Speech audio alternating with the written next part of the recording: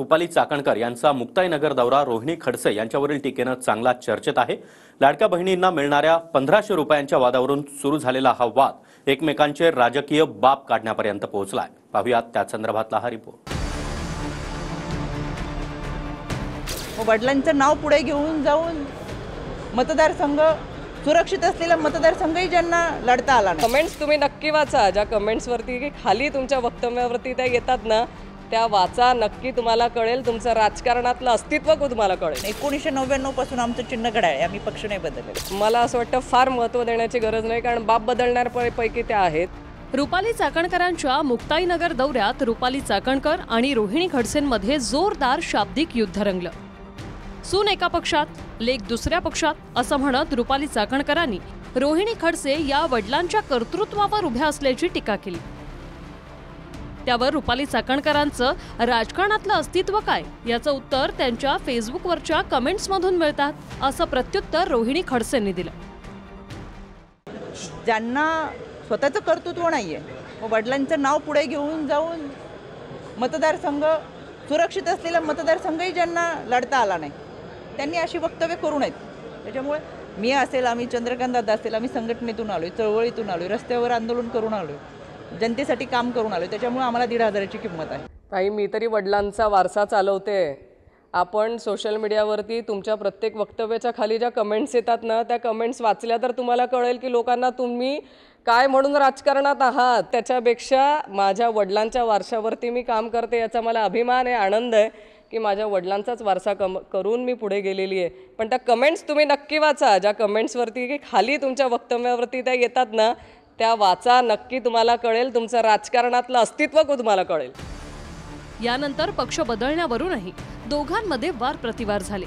आम्ही सुरुवातीपासूनच घड्याळ चिन्हासोबत असल्यामुळे पक्ष कधीच बदलला नसल्याचा दावा रुपाली चाकणकरांनी केला। आपल्याला कोणाला आव्हान करायची गरज नाही, कारण की मला एक प्रश्न पडलाय की ते त्यांच्या घरामध्ये कोण कुठल्या पक्षात आहे हे मला अजून कळालेलं नाही। आपल्या माध्यमातून आपण सविस्तर जर माहिती दिली तर आम्ही निश्चितपणाने तो प्रयत्न करू, पण कुठं कोण जाणार आहे आणि कुठं कोणाला विधान परिषद मिळाली, कोणाचा प्रचार लोकसभेला कसा केला आहे, असं सगळं फार मोठा गोंधळ आहे। तो जर थोडासा क्लिअर झाला महाराष्ट्रासमोर तर आपल्याला त्याचा पुढचा त्या पवार साहेबांनी त्यांना एवढं दिलं, त्या पवार साहेबांना पण त्या सोडून चालल्या गेल्यात। तशा लोकांना मला असं वाटतं फार महत्त्व देण्याची गरज नाही, कारण बाप बदलण्यापैकी त्या आहेत आणि बाप बदलणं त्यांना फार सोपं आहे, कारण पहिले आदरणीय पवार साहेबांसोबत होत्या, त्यांच्यानंतर सुप्रियाताई सुळेंमुळे त्या आज ज्या मोठ्या झालेल्या आहेत, त्या सुप्रियाताई सुळेंवरती पण टीका करायला कमी करत नाहीत। तर ज्यांनी भरपूर दिलं त्यांच्या त्या होऊ शकत नाहीत, तर त्या जनतेच्या काय होणार आहेत। मुक्ताईनगर विधानसभेत गेल्यावेळी राष्ट्रवादी पुरस्कृत अपक्ष चंद्रकांत पाटील विरुद्ध त्यावेळी भाजपात असलेल्या रोहिणी खडसेंमध्ये सामना झाला होता। त्यावेळी गिरीश महाजनांच्या गटानं छुप्या पद्धतीनं अपक्ष चंद्रकांत पाटलांचं काम केल्याचाही आरोप झाला। अटीतटीच्या लढतीत चंद्रकांत पाटील 1957 मतांनी विजयी झाले। मात्र मुक्ताईनगरची समीकरणं प्रत्यक्ष निकालानंतर बदलण्यास सुरुवात झाली। राष्ट्रवादीच्या पाठिंब्यानं जिंकलेले चंद्रकांत पाटील सरकार बनल्यानंतर मवियासोबत गेले। शिंदेंच्या बंडानंतर त्यांनी काही काळ तटस्थ भूमिका घेतली। महायुतीचं सरकार आल्यानंतर शिंदेंना पाठिंबा दिला। यंदा मुक्ताईनगरात तेच शिंदे गटाचे उमेदवार असण्याची शक्यता आहे। इकडे भाजपकडून पराभूत झालेल्या रोहिणी खडसे नंतर राष्ट्रवादीत गेल्या। राष्ट्रवादी फुटीनंतर शरद पवार गटात राहणं त्यांनी पसंत केलं। लोकसभेवेळी एकनाथ खडसेंच्या पुन्हा भाजप वापसीच्या चर्चा रंगल्या।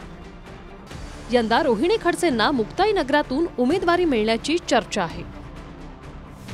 2019च्या विधानसभेत अमळनेर, चाळीसगाव, पाचोरा आणि मुक्ताईनगर या 4 विधानसभा अशा होत्या जिथे काही हजारांच्या फरकानं जय पराजय ठरला।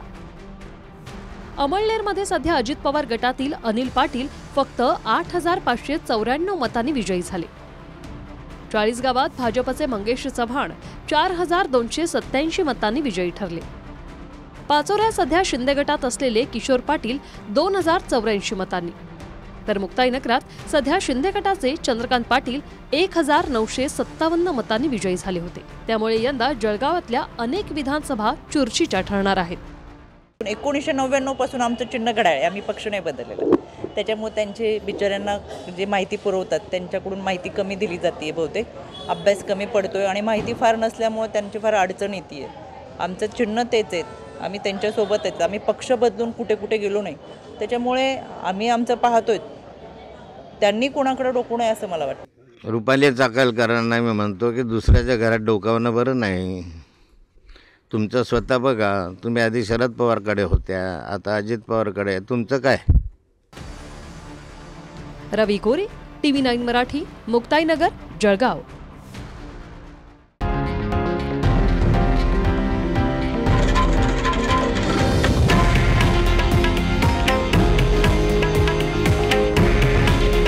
हे आहे देशातील नंबर 1 न्यूज नेटवर्क आणि आपण पाहत आहात TV9 मराठी.